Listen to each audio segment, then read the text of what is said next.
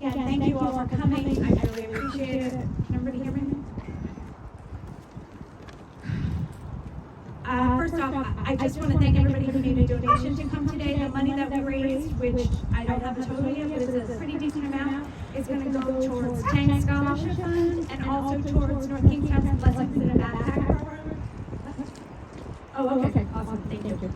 So, my name's Jennifer Lima, and I'm the founder and co-president of Tank.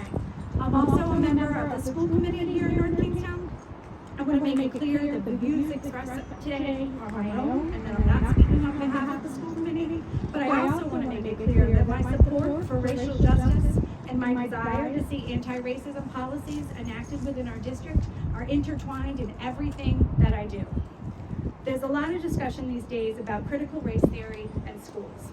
People arguing about whether it is being taught at the K-12 level, whether it should be, and what exactly it is.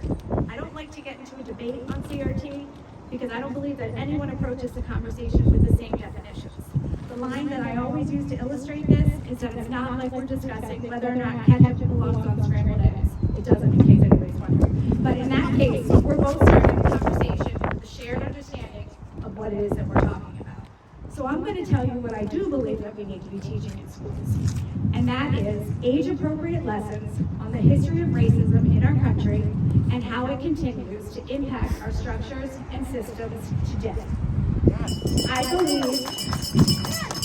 I believe in an educational system that presents a full and accurate accounting of our country's history, one that includes the contributions of all its citizens as part of its regular curriculum, not just on certain days. One that is taught by a diverse teaching staff who has been trained to recognize their own biases, who believe that all children deserve to be seen, supported, and valued, who will ensure that all children's individual needs are met. I believe that these are necessary and achievable goals for our schools, and an integral part of achieving this is practicing equity in education.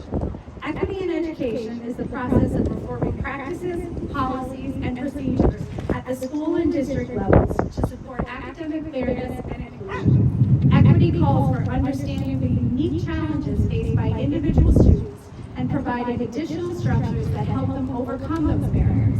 Think of it like the difference between giving each student a winter coat versus giving each student a winter coat that actually fits them. Conversations around equity can sometimes become politically charged. Educational equity is not a partisan issue. Educational equity is first and foremost about ensuring that school districts fulfill their core mission and successfully educating all students so that they are prepared to be productive and engaged citizens. Here are a few ways that schools can improve equity. Diversify school staff.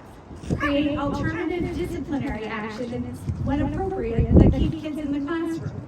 Build a support team that includes community partners to ensure underserved students get support outside of the classroom. Implement culturally relevant teaching practices. Provide professional training on recognizing stereotypes and identifying personal biases and how to address them. All of the above and more can be implemented within a school setting through policies. Policies are a set of general guidelines. They outline an organization's plan for tackling certain issues. Their purpose is to communicate the organization's values, philosophy, and culture in school. They create a framework within which the superintendent and other district staff can discharge their assigned duties. I read a quote once that said policies are either exacerbating, perpetuating, mitigating, or eliminating inequities. What are the policies in your district doing?